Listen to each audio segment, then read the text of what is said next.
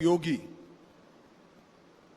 ऐसे आज के कार्यक्रम में मंच पर उपस्थित श्रीमान दिलीप भाई सांघाणी जी, चेयरमैन इफको, श्री जगदीश भाई विश्वकर्मा, सहकारिता मंत्री गुजरात सरकार, हर्ष संघवी, गृह मंत्री गुजरात सरकार, डॉक्टर उदय शंकर अवस्थी, प्रबंध निर्देशक इफको, श्रीमती मालतीबेन महेश्वरी, विधायक गांधीधाम, श्रीमान Sharma ji, unit head Kandla IFFCO unit, और आज के कार्यक्रम में आए हुए भारतीय जनता पार्टी के सभी वरिष्ठ नेतागण, इफको परिवार के सभी सदस्य और उपस्थित और ऑनलाइन जुड़े हुए देश भर के किसान भाइयों बहनों को मेरा नमस्कार।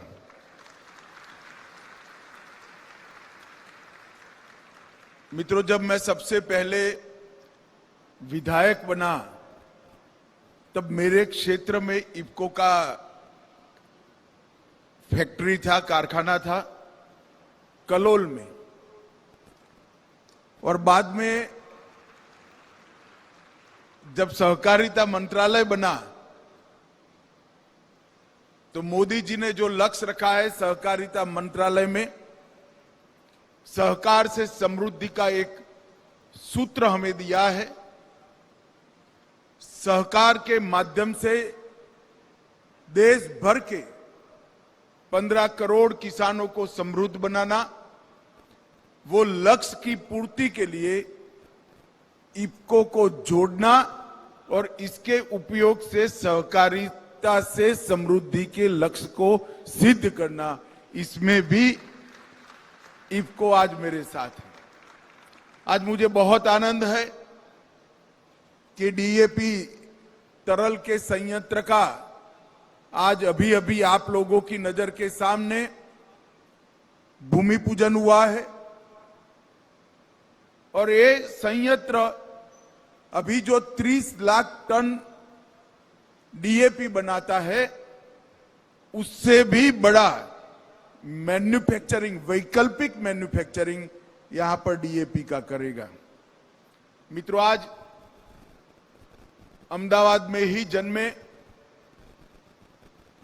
और देश के रॉकेट और आणविक शक्ति के कार्यक्रम को मजबूती देने वाले भारत के महान वैज्ञानिक डॉक्टर विक्रम साराभाई का जन्मदिन है। मैं हृदय से विक्रम भाई को याद कर कर उनको श्रद्धांजलि देना चाहता हूं। मित्रों, मैं इफको को ये प्लांट लगाने के लिए बहुत बहुत हृदय से अभिनंदन करना चाहता हूं और साधुवाद भी देना चाहता हूं, क्योंकि तरल उर्वरक मल्टी डायमेंशनल फायदा देश के अर्थतंत्र और कृषि क्षेत्र को देने वाला है। तरल उर्वरक से, नैनो डीएपी तरल से, नैनो यूरिया तरल से हमारी धरती माता संरक्षित होगी। इसके अंदर केमिकल का जहर नहीं घुलेगा, इसकी उर्वरकता बरकरार रहेगी, और आने वाले दिनों में जो किसान धरती की उर्वरकता कम होने का एक बहुत बड़ा चैलेंज फेस कर रहा है, वो चुनौती से उसको मुक्ति मिलेगी, क्योंकि इफको नैनो डीएपी तरल वो जमीन के अंदर नहीं जाता है, पौधे के ऊपर ही रहता है, जिससे डीएपी का फायदा तो होता है मगर भूमि संरक्षित रहती है।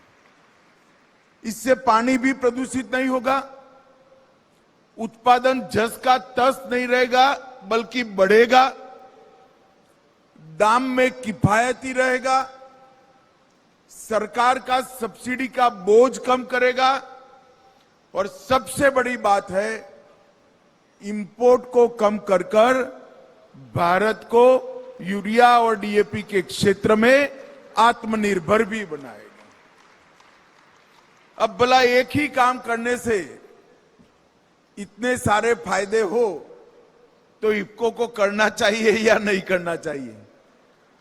और मैं सच अर्थ में मेरा बहुत बहुत प्रसन्नता इस मंच से व्यक्त करना चाहता हूं कि इफको ने न केवल दुनिया भर में सबसे प्रथम नैनो फर्टिलाइजर की शुरुआत भारत में करी और यहां पर फर्टिलाइजर के क्षेत्र में भारत को आत्मनिर्भर बनाने का जो मोदी जी का लक्ष्य है, इसकी बहुत बड़ी मजल ये तरल फर्टिलाइजर के माध्यम से आने वाले दिन में हम काटने वाले हैं। उचित क्वांटिटी में और उचित दाम से जब उर्वरक मिलता है तो निश्चित रूप से किसान की समृद्धि बढ़ती है। और मैं मानता हूं कि इस देश को मोदी जी के नेतृत्व में फिर से एक हरित क्रांति की जरूरत है, मगर ये हरित क्रांति अलग प्रकार की होगी। सिर्फ उत्पादन उसका लक्ष्य नहीं होगा। वो दिन चले गए कि गेहूं और चावल को विदेश से लाकर हमारे लोगों को खाना पड़ता था। आज हमारे वैज्ञानिकों के परिश्रम से, कई सरकारों के लगातार प्रयास से और अंत में 9 साल से मोदी जी के वैज्ञानिक आयोजन से अन्न के क्षेत्र में भारत आत्मनिर्भर बना है। परंतु जब मैंने कहा कि एक नई हरित क्रांति की जरूरत है, वो हरित क्रांति का डायमेंशन होना चाहिए। दुनिया भर को प्राकृतिक खेती का रास्ता भारत ने बताना है तो प्राकृतिक खेती की हरित क्रांति करनी है। मूल्य संवर्धन, किसान को अपनी उपज का दाम ज्यादा मिले और 1 एकड़ के अंदर ज्यादा से ज्यादा उपज वो ले पाए, इस प्रकार की हरित क्रांति की जरूरत है। और ऑर्गेनिक प्रोडक्ट जो हमारा किसान, भारत का किसान उत्पाद करेगा, वो ऑर्गेनिक प्रोडक्ट का विश्व भर में बाजार ढूंढकर विश्व भर से संपत्ति भारत में लाने का काम ये हरित क्रांति ने करना है। तो नई हरित क्रांति के 3 लक्ष्य है।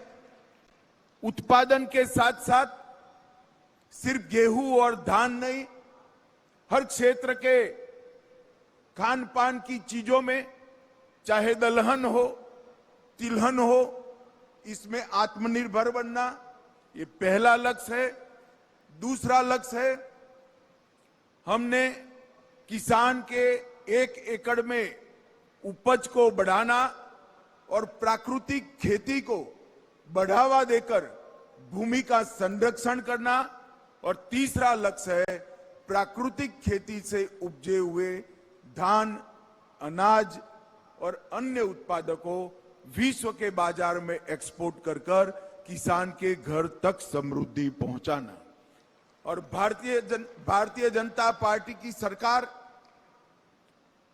नरेंद्र मोदी सरकार, ये तीनों लक्ष्य को समर्पित सरकार है। मोदी जी ने जो सहकारिता से समृद्धि का सूत्र दिया है, वो सूत्र को साकार करने के लिए सहकारिता मंत्रालय ने 3 मल्टी स्टेट कोऑपरेटिव सोसाइटी की स्थापना की है।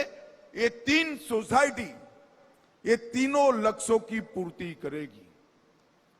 भाइयों और बहनों, एक मल्टी स्टेट कोऑपरेटिव सोसाइटी की स्थापना की है जो नए बीज का संवर्धन करेगी, संशोधन करेगी, पुराने बीजों को संरक्षित करेगी और किसान का 1 एकड़ में उपज बढ़ाने का काम करेगी। और मैं बताना चाहता हूं, अवस्थी यहां बैठे हैं, वो बीज की सोसाइटी का फाउंडेशन डालने का जिम्मा हमने इफको को दिया है कि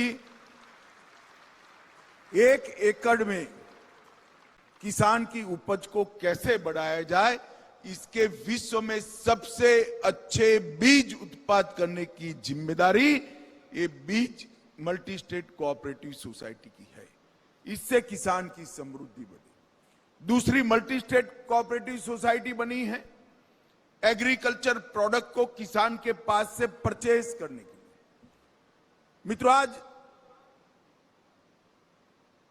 जो ऑर्गेनिक एग्रीकल्चर प्रोडक्ट है, ढेर सारे किसान धरती माता को बचाने के लिए प्राकृतिक खेती की ओर निकल पड़े हैं, परंतु 2 प्रॉब्लम है उनको। एक सबसे बड़ा प्रॉब्लम है कि सर्टिफिकेशन न होने के कारण, विश्वसनीयता न होने के कारण उनको ऑर्गेनिक फूड कोई मानता नहीं है, और मानता है तो कोई उसके अच्छे दाम नहीं देना था। आज देश में कई ऐसे लोग हैं जो अच्छे दाम से ऑर्गेनिक फूड चाहते हैं, ऑर्गेनिक सब्जियां चाहते हैं, ऑर्गेनिक गेहूं, चावल, दलहन, तेल चाहते हैं, मगर इसकी सर्टिफिकेशन की व्यवस्था नहीं है, इसके मार्केटिंग की व्यवस्था नहीं।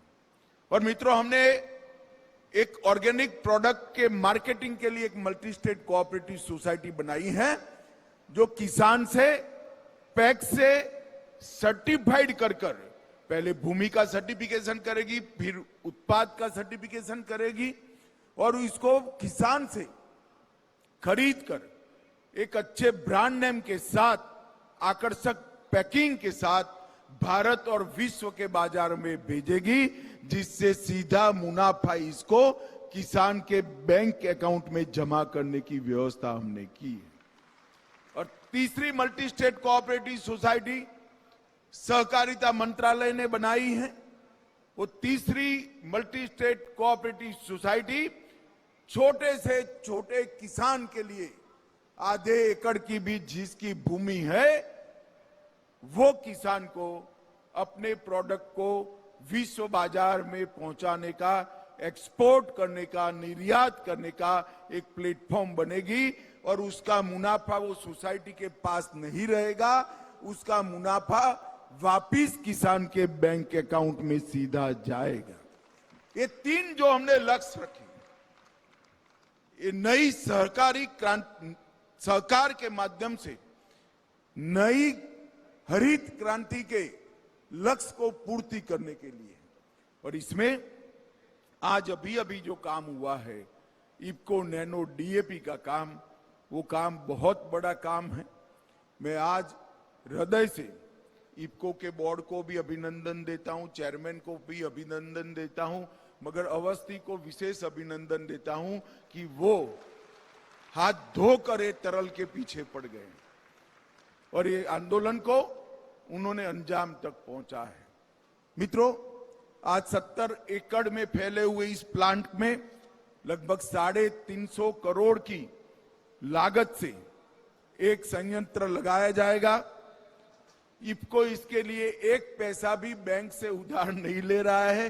100% इक्विटी इफको की, और इफको की है मालिकी, इक्विटी इफको की है। इसका मतलब इक्विटी 4 करोड़ किसानों की है, क्योंकि इफको का पैसा पैक्स और बाकी कोऑपरेटिव सोसाइटियों के माध्यम से वापिस किसान के पास जाता है। मित्रों, 500 मिलीलीटर की एक बोतल, ऐसी 2 लाख नैनो बोतल प्रतिदिन यहां से बनकर देश के अंदर जाएगी, दुनिया के अंदर जाएगी। 6 करोड़ नैनो डीएपी की ये बोतल है, 6 करोड़ बोरियों को इंपोर्ट करने का काम कम कर देगी और भारत फर्टिलाइजर के क्षेत्र में आत्मनिर्भरता की ओर और कदम बढ़ा लेगा। लगभग 10,000 करोड़ की सब्सिडी खाद की बचेगी। मैं जब कहता हूं खाद की सब्सिडी बचेगी, तब किसान ऐसा न सोचे कि मोदी जी सब्सिडी बचाना चाहते हैं। सब्सिडी जो बचेगी वो मोदी जी बजट आपका बढ़ा ही रहे हैं, किसानों का वो वापिस किसानों के पास आ रहा है। परंतु नए अनुसंधान से अगर सब्सिडी बचती है तो इसको किसान का तो फायदा है ही, क्योंकि वो 10 करोड़ रुपया एक्स्ट्रा मिलेगा और देश को भी फायदा है। मित्रों, इसके साथ साथ लगभग 3500 करोड़ रुपए की विदेशी मुद्रा भी लगेगी और 1 साल के नियत समय के अंदर ही ये तरल डीएपी का कारखाना डीएपी का उत्पादन करता हो जाएगा। इसके तीनों चरण के लिए एक समयबद्ध कार्यक्रम बन चुका है। प्रिपरेशन रिएक्टर, फॉर्मुलेशन रिएक्टर और छानने की प्रक्रिया, ये तीनों ढंग से टाइम बाउंड मैनर में इफको ने डिजाइन करे हैं और इफको का जो इतिहास है, इससे मुझे भरोसा है कि 1 साल के अंदर ही एक कारखाना तरल डीएपी का उत्पादन करता हो जाएगा। ये प्लांट जीरो लिक्विड डिस्चार्ज के आधार पर बनाया गया है, जिससे पर्यावरण की भी सुरक्षा होगी और इससे फर्टिलाइजर के दाम में भी कमी आएगी। मित्रों, कोऑपरेटिव सेक्टर फर्टिलाइजर के उत्पादन और फर्टिलाइजर की बिक्री में भारत का, हमारी कृषि क्रांति का एक मजबूत पिल्लर बनकर खड़ा है और आज वो पिल्लर ज्यादा स्ट्रेंथन होगा, ज्यादा ताकतवर होगा, इसका मुझे पूरा भरोसा है। मित्रों, मोदी जी ने सहकार से समृद्धि के मंत्र को साकार करने के लिए पैक्स से लेकर एपेक्स तक हर क्षेत्र के अंदर बदलाव करा है। सबसे बड़ा बदलाव पैक्स को मल्टी डायमेंशनल करने का है। आज जो हजारों पैक्स के भाई मुझे सुन रहे हैं, मैं आपको बताता हूं, आपके बायलॉज को बदलिए। आपकी राज्य सरकारों ने इसको स्वीकार कर लिया है। बायलॉज बदलिए, मल्टी डायमेंशनल बनिए। अब पैक्स फर्टिलाइजर की दुकान भी ले सकते हैं, अब पैक्स सस्ती दवाइयों की दुकान भी ले सकते हैं, अब पैक्स पेट्रोल पंप भी खोल सकते हैं, अब पैक्स सस्ते अनाज की दुकान भी खोल सकते हैं, अब पैक्स सीएचसी भी बन सकते हैं, अब पैक्स बैंक मित्र भी बन सकते हैं, अब पैक्स डेयरी भी बन सकते हैं, मछुआरा समिति भी बन सकते हैं। पैक्स को मल्टी डायमेंशनल बनाकर पैक्स को वायबल बनाने का काम नरेंद्र मोदी सरकार ने किया है। मित्रों, मैं चाहूंगा कि सभी पैक्स अपने बायलॉज को बदलकर मल्टी डायमेंशनल बायलॉज को एक्सेप्ट करें और जो नए नए क्षेत्र हमने स्वीकारे इसको आप करिए। अभी अभी एक कार्यक्रम हुआ था, एक ही साथ 15,000 पैक्स सीएससी बन गए। सीएससी बनते ही आप इनकम छोड़ दीजिए, सीएससी बनते ही गांव का हर व्यक्ति पैक्स में आएगा। जन्म का सर्टिफिकेट चाहिए, सीएससी के मिलेगा। मृत्यु का दाखला चाहिए, सीएससी से मिलेगा। 7 बार चाहिए, सीएससी से मिलेगा। 8 चाहिए, सीएससी से मिलेगा। बैंक मित्र भी आप वैसे ही बन जाओगे। तो दूर की बैंक से अपना पैसा उठाना है, कैश निकालनी है तो सीएससी से मिल। ये ढेर सारी सुविधाएं पैक्स में उपलब्ध होते कि ही ग्रामीण अर्थ केंद्र का केंद्र हमारा पैक्स बन जाएगा, प्राइमरी एग्रीकल्चर कोऑपरेटिव सोसाइटी बन जाएगी। पैक्स के मित्रों से का मैं आह्वान करना चाहता हूं कि आप मल्टी डायमेंशनल बायलॉज को अपनाइए और सहकारिता मंत्रालय ने जितने भी इनिशिएटिव लिए हैं आपके पैक्स में आगे बढ़ाइए। हमने भंडारण के लिए समग्र विश्व की सबसे बड़ी भंडारण की योजना, स्टोरेज की योजना पैक्स में लेकर आए हैं। इससे आपके तहसील की सस्ता अनाज की दुकान पर जितना गेहूं चाहिए वो आपके तहसील से ही परचेज कर आपके तहसील में ही स्टोर करना है और वहीं से ही वो गेहूं गांवों में चला जाएगा।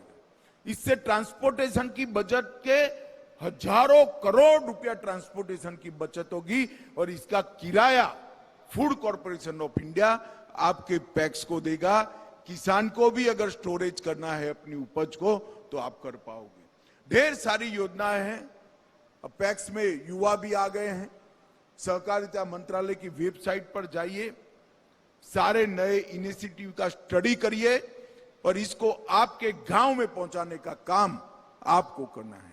जैसे इफ्को ने करा, ढेर सारे युवाओं को ड्रोन से ट्रेन किया। ड्रोन से ट्रेन करते ही किसान के खेत के अंदर एक तरल फर्टिलाइजर का छिड़काव करने के लिए ड्रोन ही आपके खेत की डिजाइन के हिसाब से छिड़काव कर देगा। आपका पैसा भी बचेगा और स्पेसिफिक जगह पे छिड़काव होने से फर्टिलाइजर की बचत भी होगी। इस प्रकार के कई इनिशिएटिव कोऑपरेटिव मंत्रालय ने लिए हैं। मेरा सभी किसान भाइयों से करबद्ध निवेदन है कि पैक्स को जीवित करिए, पैक्स को बढ़ाइए। हमने लक्ष्य रखा है कि 3 लाख नए पैक्स आने वाले 5 साल के अंदर रजिस्टर्ड कर हमारा कृषि फाइनेंस का जो स्ट्रक्चर है उसको हम एकदम मजबूत करेंगे। कृषि उपज के वितरण का जो स्ट्रक्चर है इसको एकदम मजबूत करेंगे और नई हरित क्रांति के बीज बोने का काम हम करेंगे। मित्रों, फिर से एक बार इफ्को के chairman Shri Awasthi, MD IFFCO Shri Dilip Sanghani chairman साहब, पूरा बोर्ड और सभी इफ्को के परिवार के 35,000 से ज्यादा सदस्यों को मैं बहुत बहुत शुभकामनाएं और साधुवाद देकर मेरी बात को समाप्त करता हूं। वंदे मातरम। भारत माता की।